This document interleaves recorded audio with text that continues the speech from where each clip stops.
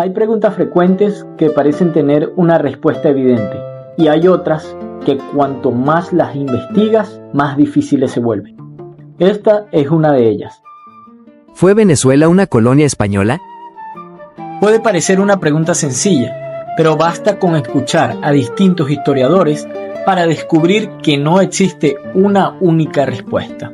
Algunos responden sin dudar. Sí, Venezuela fue una colonia, igual que el resto de Hispanoamérica. Otros sostienen algo completamente distinto. Afirman que, desde el punto de vista jurídico, la monarquía hispánica nunca definió a los territorios americanos como colonias. Y existe un tercer grupo que propone una respuesta aún más compleja. Dicen que todo depende de qué entendamos por la palabra colonia. ¿Fuimos colonia entonces? No, para nada. Ok, ¿qué fuimos? Fuimos reino. En el nombre de Cristo te conmino a que te declares su ¿En virtud de qué poderes habla? Por esto, la palabra de Dios. Entonces, ¿quién tiene razón? ¿Cómo es posible que una pregunta sobre un mismo hecho histórico produzca respuestas tan diferentes? ¿Se trata de un debate político? ¿De una discusión ideológica? ¿O existe realmente un desacuerdo entre los especialistas? La respuesta es que sí. Existe un debate historiográfico serio, documentado y vigente, pero hay un problema. Ese problema comienza con una sola palabra. Colonia. Hoy todos creemos saber qué significa. Pensamos en un territorio gobernado por otro estado. Imaginamos una relación de subordinación política y económica y utilizamos esa definición para mirar hacia el pasado. Sin embargo, la historia tiene una mala costumbre. No siempre utiliza las mismas palabras con el mismo significado. Los conceptos cambian, las instituciones evolucionan y las formas de organizar el poder también. Por eso, cuando preguntamos si Venezuela fue una colonia española, podríamos estar cometiendo un error sin darnos cuenta. Estamos intentando responder una pregunta del siglo XXI utilizando categorías que quizá no existían o no significaban lo mismo hace más de 200 años. Y si la pregunta está formulada con conceptos modernos, no deberíamos empezar por comprender cómo era realmente el mundo de aquella época. Porque antes de responder qué era Venezuela, primero debemos entender qué era España, o mejor dicho, qué era aquello que hoy llamamos España. Porque durante buena parte de los siglos XVI, XVII y XVIII, el Estado español, tal como lo conocemos hoy, simplemente no existía.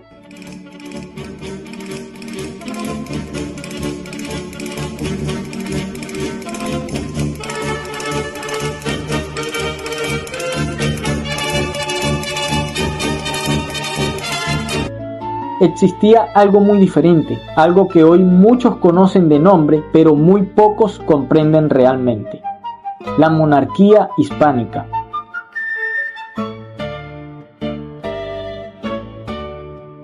Y si queremos responder con honestidad la pregunta que da origen a este documental, tendremos que viajar a ese mundo. Un mundo donde los reyes gobernaban múltiples territorios con leyes distintas. Donde América era conocida como las Indias. Donde Venezuela aún no existía como una nación independiente. Y donde palabras como reino, provincia, vasallo o colonia podían significar cosas muy diferentes de las que entendemos hoy. Solo después de recorrer ese camino podremos regresar a nuestra pregunta inicial y quizá descubramos que la respuesta no era tan simple como parecía. La independencia de Venezuela fue espantosa. Hubo países latinoamericanos que ganaron su independencia en 2 combates en 6 meses y tuvieron muy poco traumatismo interno.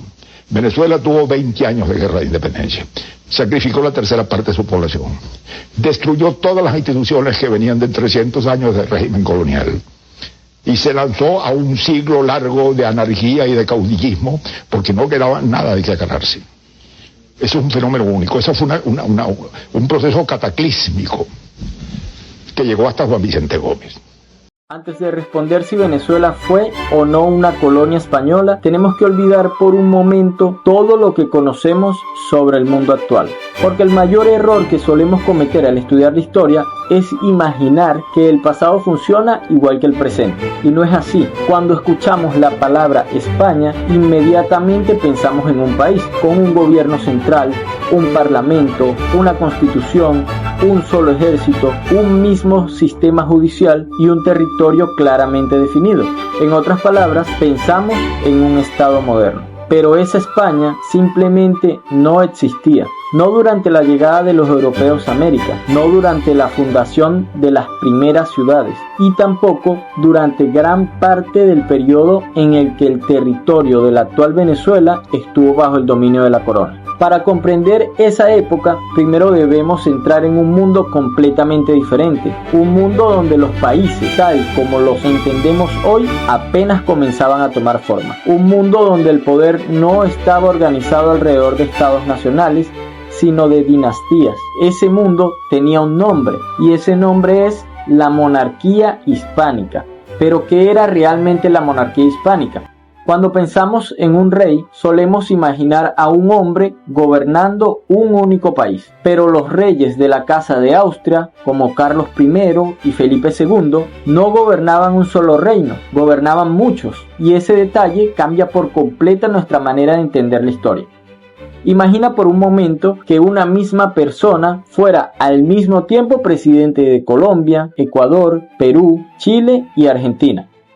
Ahora imagina que cada uno de esos países conservara sus propias leyes, sus tribunales, sus impuestos, sus autoridades y muchas de sus instituciones. No formarían un único país, tampoco serían provincias de un gran estado centralizado. Serían territorios distintos, unidos únicamente por una misma persona que ocupa el poder. Pues bien, aunque la comparación no es perfecta, nos ayuda a entender cómo funcionaba la monarquía hispánica. No era un único estado, era un conjunto de reinos, principados, señoríos, provincias y otros territorios gobernados por un mismo monarca. Los historiadores suelen llamar a este modelo una monarquía compuesta, porque estaba compuesta por múltiples entidades políticas, cada una con una identidad propia y en muchos casos con leyes e instituciones diferentes.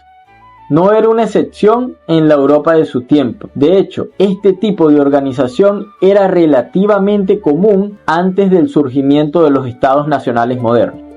La monarquía hispánica estaba formada por territorios muy distintos entre sí: Castilla, Aragón, Navarra, Valencia, Cataluña, Nápoles, Sicilia, Cerdeña, Milán, Países Bajos. Y con el paso del tiempo, los inmensos territorios incorporados en América y Asia. Todos reconocían al mismo soberano, pero eso no significa que todos fueran gobernados exactamente de la misma manera. Cada territorio tenía su propia historia, sus propias leyes, sus privilegios, sus instituciones, incluso en muchos casos sus propias lenguas y tradiciones. Por esa razón, el rey no podía gobernar todos esos territorios como si fuera uno solo. Cuando actuaba como rey de Castilla, debía respetar las leyes castellanas. Cuando gobernaba Aragón, debía hacerlo conforme a los fueros aragoneses. Cuando ejercía autoridad sobre Nápoles, debía considerar las instituciones propias de ese reino. En otras palabras, el mismo hombre llevaba varias coronas y cada corona representaba un conjunto diferente de derechos y obligaciones. Todo esto lo que concluye es que hay diferentes formas de gobiernos en la misma corona. Hoy puede parecer un poco extraño, pero durante los siglos XVI y XVII era una forma habitual de organizar el poder en Europa. Entonces, ¿España no era un país? Aquí conviene hacer una aclaración muy importante. Decir que la monarquía hispánica no era un estado moderno no significa afirmar que España no existiera en absoluto. El nombre España se utilizaba desde hace siglos, tanto dentro y fuera de la península. Esto como una forma de referirse al conjunto de los reinos hispánicos o a un espacio geográfico y cultural compartido. Sin embargo, ese término no equivalía a todo el Estado nacional centralizado que conocemos en la actualidad. La España de los siglos XVI y XVII era sobre todo una monarquía integrada por distintos territorios bajo un mismo soberano, más que un país unificado en el sentido moderno. Esta diferencia es fundamental porque muchas discusiones actuales nacen precisamente de proyectar sobre el pasado conceptos políticos que todavía no existían. ¿Cómo gobernaba el rey un territorio tan inmenso? Llegamos a este punto y surge una pregunta inevitable. Si el rey gobernaba tantos territorios diferentes, ¿cómo podía administrarlos todos? La respuesta es sencilla, no lo hacía solo. Sería imposible que un solo hombre resolviera personalmente los asuntos de millones de personas repartidos entre Europa, América, África y Asia. Por eso la monarquía hispánica desarrolló una compleja red de instituciones encargadas de ayudar al monarca a gobernar. Existían distintos consejos especializados, cada uno atendía un ámbito diferente. El Consejo de Castilla asesoraba al rey en los asuntos castellanos. El Consejo de Aragón hacía lo propio con los territorios de esa corona. El Consejo de Hacienda se ocupaba de las finanzas y para los territorios americanos existía una institución específica, el Consejo de Indias. Desde allí se estudian las propuestas enviadas desde América, se preparan consultas para el rey, se redactan leyes, se nombraban numerosos funcionarios y se supervisaba, al menos en teoría, el funcionamiento del gobierno indiano. Pero incluso con todas estas instituciones, gobernar un imperio separado por océanos era una tarea gigantesca. Una carta enviada desde Caracas podía tardar varios meses en llegar a la península. La respuesta podía tardar otros tantos meses en regresar. En ocasiones, una decisión tomada por el rey se conocía en América cuando las circunstancias ya habían cambiado por completo. Por eso, muchas autoridades locales tenían un amplio margen para resolver los problemas más urgentes mientras esperaban instrucciones de la corona. La distancia no solo separaba continentes, también condicionaba la forma misma de gobernar. Y entonces apareció un continente completamente nuevo. Hasta ahora hemos hablado de Europa, pero en 1492 ocurrió un acontecimiento que transformó para siempre la historia de la monarquía hispánica. La llegada de los europeos al continente americano abrió un desafío sin precedentes. Nunca antes la corona había tenido que gobernar territorios tan extensos, tan lejanos y tan diversos. No bastaba con aplicar las mismas normas utilizadas en Castilla o en Aragón. Era necesario crear nuevas instituciones, nuevas leyes y nuevos mecanismos de gobierno adaptados a una realidad completamente distinta. Y fue precisamente entonces cuando comenzó a utilizarse una palabra que hoy puede resultar confusa: las Indias.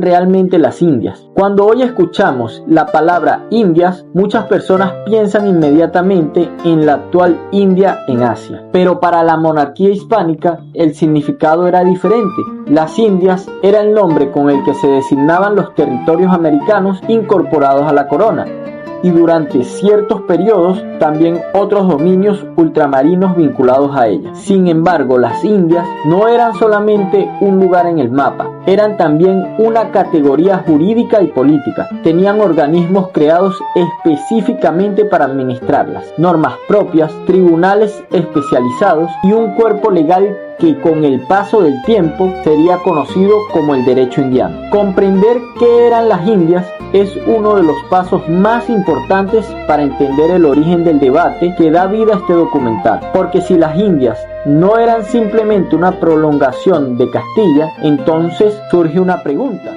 ¿qué eran realmente las Indias? ¿Qué eran exactamente desde el punto de vista jurídico? y responder esa pregunta nos acercará por primera vez al territorio que hoy conocemos como Venezuela. Hasta ahora hemos hablado de reyes, de consejos, de leyes y de la monarquía hispánica, pero todavía no hemos respondido la pregunta que dio origen a este documental: ¿qué era realmente Venezuela antes de la independencia? Y la respuesta puede sorprender a muchos, porque durante buena parte del periodo hispánico Venezuela no existía, al menos no como el país que conocemos hoy. No había un territorio llamado República de Venezuela, no existía una sola autoridad que gobernara todo el espacio que hoy vemos en el mapa, ni siquiera existía una única provincia llamada Venezuela que abarcara todo el territorio nacional. En realidad, lo que hoy conocemos como Venezuela era un mosaico de provincias que habían surgido en momentos diferentes, con historias diferentes y muchas veces bajo administraciones diferentes. Existía la provincia de Caracas, la provincia de Cumaná, la provincia de Guayana, Maracaibo, Margarita y posteriormente la provincia de Trinidad. Cada una tenía su propio gobernador, sus propios cabildos, sus propios problemas y en algunos casos incluso dependían de autoridades distintas. Maracaibo, por ejemplo, durante buena parte del siglo XVIII estuvo vinculada administrativamente al Virreinato de Nueva Granada, antes de incorporarse a la Capitanía General de Venezuela. Otras provincias dependieron en distintos momentos de diferentes instancias administrativas dentro de la monarquía hispánica. En otras palabras, no existía un gobierno único para todo el territorio venezolano. Y esto nos obliga a volver a nuestra pregunta inicial. Si Venezuela ni siquiera existía como una unidad política, ¿podemos decir que Venezuela era una colonia? Antes de responder, todavía necesitamos comprender cómo se organizó el territorio. Mientras las provincias permanecían dispersas, el mundo cambiaba rápidamente. Durante el siglo XVIII, el Mar Caribe se había convertido en uno de los escenarios más disputados del planeta. El Imperio Británico aumentaba su presencia en la región. Francia conservaba importantes posesiones insulares. Los Países Bajos mantenían enclaves comerciales estratégicos. Las guerras europeas también se libraban en América. A ellos se sumaban los ataques de corsarios y piratas. También el creciente contrabando y la dificultad para coordinar la defensa de unas provincias separadas entre sí. Para la corona, mantener el sistema tal como estaba comenzaba a ser un problema, no solo por razones militares, también administrativas, y las comunicaciones que eran muy lentas y las decisiones tardaban meses. Coordinar varias provincias bajo autoridades diferentes resultaba cada vez más complicado. Era evidente que hacía falta una reorganización. El 8 de septiembre de 1777, el rey Carlos III firmó una real cédula que transformó para siempre la organización política del territorio. Mediante ese documento se creó la Capitanía General de Venezuela. Por primera vez, varias provincias quedaron reunidas bajo una misma autoridad política y militar. Ellas fueron Caracas, Cumaná, Guayana, Maracaibo, Margarita y Trinidad. Aquella decisión no creó un país independiente, no fundó la República de Venezuela, pero sí estableció una estructura administrativa que décadas más tarde serviría como base territorial para el proceso de la independencia. Aquí aparece otra pregunta fundamental. ¿Significa eso que Venezuela se convirtió en un reino? La respuesta es no. ¿Se convirtió en un virreinato? Tampoco. Entonces, ¿qué era exactamente una capitanía general?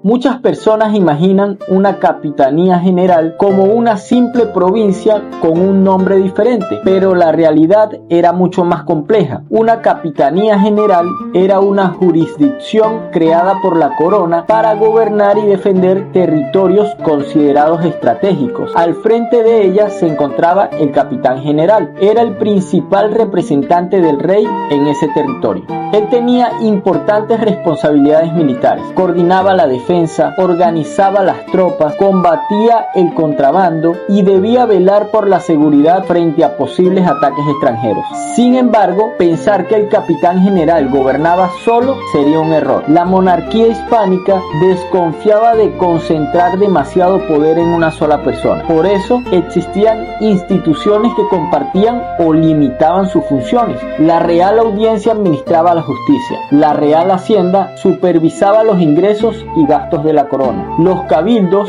dirigían el gobierno municipal de las ciudades. Los gobernadores seguían ejerciendo competencias dentro de sus respectivas provincias. Y por encima de todos ellos continuaba estando el rey, asistido por el Consejo de Indias. Era un sistema donde distintas autoridades se controlaban entre sí.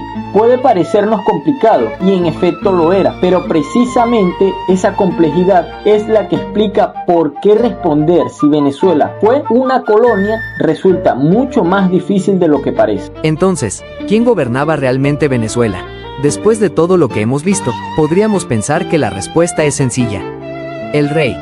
Y en cierto sentido es correcto. Toda autoridad ejercía sus funciones en nombre del monarca. Pero entre el rey y los habitantes de estas provincias existía una extensa red de instituciones, funcionarios y cuerpos colegiados que hacían funcionar el gobierno cotidiano. No era un sistema donde una sola persona tomara todas las decisiones, era una estructura administrativa compleja, construida durante siglos y adaptada a un inmenso territorio. Comprender esa estructura será esencial para entender el siguiente gran tema de este documental. Porque una cosa era quién gobernaba y otra muy distinta era con qué leyes gobernaba. ¿Existía un marco jurídico específico para las Indias? ¿Tenían estos territorios un derecho propio? ¿O simplemente se aplicaban las leyes de Castilla? Responder esas preguntas nos llevará al corazón del sistema político de la monarquía hispánica y el derecho indiano. ¿Por qué muchos historiadores consideran que Venezuela sí fue una colonia? Hasta ahora hemos recorrido un largo camino. Hemos visto que la monarquía hispánica no era un estado moderno, que las Indias tenían instituciones propias, que existía un derecho específico para gobernarlas y que la palabra colonia no era la denominación jurídica habitual utilizada por la corona. Entonces, ¿por qué una gran parte de la historiografía sigue afirmando que Venezuela fue una colonia? La respuesta es sencilla, porque muchos historiadores consideran que el problema no debe analizarse únicamente desde el lenguaje jurídico. También hay que observar cómo funcionaba realmente el sistema. Y cuando analizan su funcionamiento, encuentran características que desde una perspectiva histórica consideran propias de un régimen colonial, aunque en América existían gobernadores, cabildos, audiencias y otras instituciones, las decisiones fundamentales dependían del rey y de los organismos centrales de la monarquía. Los funcionarios más importantes eran nombrados por la corona. Las grandes reformas administrativas eran decididas desde la península. Las normas generales emanaban del monarca y de sus consejos. Para muchos historiadores, esto demuestra que el centro del poder político se encontraba fuera de América. Otro de los argumentos más importantes tiene que ver con la economía. Durante buena parte del periodo hispánico, el comercio entre América y Europa estuvo regulado por un sistema de monopolios y restricciones. La corona autorizaba determinados puertos, controlaba las rutas, regulaba el intercambio de mercancías y establecía impuestos sobre numerosas actividades económicas. Desde esa perspectiva, América formaba parte de un sistema económico diseñado para beneficiar a la monarquía en su conjunto. Muchos historiadores consideran que este tipo de organización es uno de los rasgos característicos de un sistema colonial. Otro argumento frecuente es la distribución de altos cargos. Aunque hubo importantes excepciones y algunos americanos ocuparon puestos relevantes, muchos de los cargos de mayor responsabilidad fueron desempeñados por personas nacidas en la península. Gobernadores, capitanes generales, virreyes, obispos, altos funcionarios, y esto generó tensiones con parte de las élites criollas que aspiraban a una participación política más amplia, especialmente durante el siglo XVIII. Solicitamos que reconozcáis a la Iglesia y al Papa como legisladores del universo. Y a la vez que aceptéis al rey y a la reina de España como legisladores de estas tierras.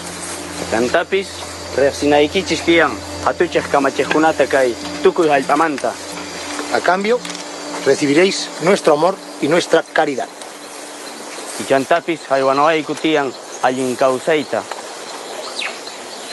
Si no queremos, capitán, si no, os haremos esclavos y dispondremos de vosotros a voluntad. Nos apropiaremos de vuestras posesiones y os causaremos tanto dolor como podamos. Durante el siglo XVIII, la dinastía Borbón impulsó una serie de reformas destinadas a fortalecer el control de la corona sobre sus dominios. Se reorganizó la administración, se modificó la recaudación de impuestos, se crearon nuevas instituciones y se buscó aumentar la eficiencia fiscal y militar. Muchos historiadores interpretan estas reformas como un intento de reforzar el control metropolitano sobre los territorios americanos. Otro aspecto señalado por esta interpretación es que las economías americanas no se desarrollaban de forma aislada, estaban integradas en un amplio sistema imperial. La producción agrícola, minera y comercial abastecía tanto las necesidades locales como la de otros territorios de la monarquía. Desde esa perspectiva, América desempeña un papel económico subordinado dentro de un conjunto político más amplio. Muchos estudios también destacan que la sociedad hispanoamericana estaba organizada mediante jerarquías jurídicas y sociales. La posición de una persona podía depender de factores como su origen, condición jurídica o pertenencia a determinados grupos. Aunque estas diferencias no son exclusivas de los sistemas coloniales y también existían en Europa, algunos historiadores consideran que en América contribuyeron a reforzar una estructura característica de un régimen colonial. Entonces, si reunimos todos estos elementos, control político desde la corona, regulación del comercio, centralización de decisiones, preferencia frecuente por funcionarios peninsulares en numerosos altos cargos, integración económica, jerarquías sociales, resulta comprensible porque una parte importante de la historiografía considera que la América española funcionó como un sistema colonial. Desde esta perspectiva, la cuestión principal no es cómo denominan las leyes a estos territorios. Lo verdaderamente importante es cómo operaban las instituciones en la práctica. Y precisamente ahí se encuentra la fuerza de este argumento. Sin embargo, existe otra interpretación, una que parte de una pregunta completamente distinta. En lugar de preguntarse cómo funcionaba el sistema, se pregunta cómo estaba definido jurídicamente. Y cuando esos historiadores acuden directamente a las leyes, a las reales cédulas y a los documentos de la época, encuentran una realidad mucho más compleja. Volvamos al principio. Al comenzar este documental hicimos una pregunta aparentemente sencilla. ¿Fue Venezuela una colonia española? Después de recorrer más de 3 siglos de historia, quizás esperabas una respuesta de una sola palabra, un sí o un no. Pero la historia rara vez funciona de esa manera. Lo que hemos descubierto es que el debate no existe porque falten documentos, tampoco porque los historiadores desconozcan los hechos. Los documentos existen, las leyes se conservan, las reales cédulas siguen pudiendo consultarse, las instituciones están ampliamente estudiadas. Entonces, ¿por qué continúa la discusión? Porque en realidad ambos grupos de historiadores están respondiendo preguntas distintas. Quienes consideran que Venezuela fue una colonia observan principalmente cómo funciona el sistema. Analizan la organización política, las relaciones económicas, la distribución del poder, la dependencia respecto a la corona y concluyen que ese funcionamiento reúne características propias de un sistema colonial. Por otro lado, quienes sostienen que el término colonia no describe adecuadamente la realidad jurídica de la época, parten de una pregunta diferente. Examinan leyes, las instituciones, las categorías utilizadas por la propia monarquía hispánica y observan que los documentos no definían a las Indias como colonias, sino mediante otras categorías jurídicas, como reinos, provincias o dominios de la corona. Por eso llegan a una conclusión distinta, no porque ignoren los hechos, sino porque utilizan un criterio diferente para interpretarlos. Y aquí aparece una idea fundamental, una idea que va mucho más allá de la historia de Venezuela. Las palabras cambian con el tiempo, los conceptos evolucionan, y si utilizamos definiciones actuales para describir realidades de hace 400 años, corremos el riesgo de simplificar un pasado que fue mucho más complejo. Eso no significa que una interpretación sea necesariamente correcta y la otra falsa. Significa que responden a preguntas distintas y utilizan herramientas analíticas diferentes. Precisamente por eso el debate continúa abierto dentro de la historiografía. Entonces, ¿fue Venezuela una colonia? Si por colonia entendemos el significado con el que hoy solemos utilizar esa palabra para describir un territorio subordinado política y económicamente a otro estado, muchos historiadores consideran que la respuesta es afirmativa, basándose en el funcionamiento del sistema. Si en cambio preguntamos si la monarquía hispánica definía jurídicamente a las Indias como colonias en sus leyes y documentos oficiales, la respuesta es mucho más compleja. En ese plano, las fuentes muestran que empleaba a otras categorías jurídicas para organizar y describir esos territorios. Ambas afirmaciones pueden coexistir porque parten de preguntas distintas, y entender esa diferencia quizás sea el aprendizaje más importante de este documental. La historia no está para confirmar aquello que ya creemos, está para obligarnos a mirar el pasado con la mayor honestidad posible, a desconfiar de las respuestas demasiado simples y distinguir entre los hechos y las interpretaciones, y también a comprender que las sociedades del pasado no siempre encajan en las categorías del presente. Tal vez la verdadera enseñanza de esta historia no sea decidir quién gana un debate, sino descubrir que comprender el pasado exige algo más difícil que tomar partido. Exige contexto, paciencia y la disposición de aceptar que en ocasiones la realidad es más compleja que los discursos con los que intentamos explicarla, porque solo cuando entendemos esa complejidad podemos empezar a comprender nuestra propia historia. El problema de América Latina a nivel de la cultura es que los grandes procesos de cambio, en fin, los grandes movimientos, paradójicamente, miren lo que voy a decir, no realizaron a nivel de la enseñanza una revolución cultural. Siguieron siendo todos los nombrados eurocéntricos. Por eurocéntrico significa que enseñamos una historia de la cultura y una cultura como universal a la europea. Y la enseñamos desde la escuela primaria, secundaria, la prepa y las universidades. La mayoría de nuestros intelectuales son eurocéntricos. Hablan solo de Grecia, de Roma, del feudalismo y la modernidad europeo-norteamericana. Nuestros intelectuales. Y desconocen o desprecian lo propio. ¿Cuándo van a cambiar los currículos de todos los colegios y dejar de enseñar una cultura eurocéntrica que nos ignora y que nos deja fuera del mapa? Porque cuando hemos explicado toda la historia, llegamos al descubrimiento de América, lo que es un insulto, porque ¿cómo podemos hablar de descubrimiento de América si aquí había americanos antes del descubrimiento? Pero si lo descubrió Europa, quiere decir que se descubrió. Y si había indígenas, significa que no se habían descubierto todavía. Cosas tan absurdas como eso. Este documental presenta un debate historiográfico vigente. Su objetivo es explicar las principales interpretaciones existentes a partir de fuentes históricas y trabajos académicos, promoviendo el análisis crítico y el estudio del pasado.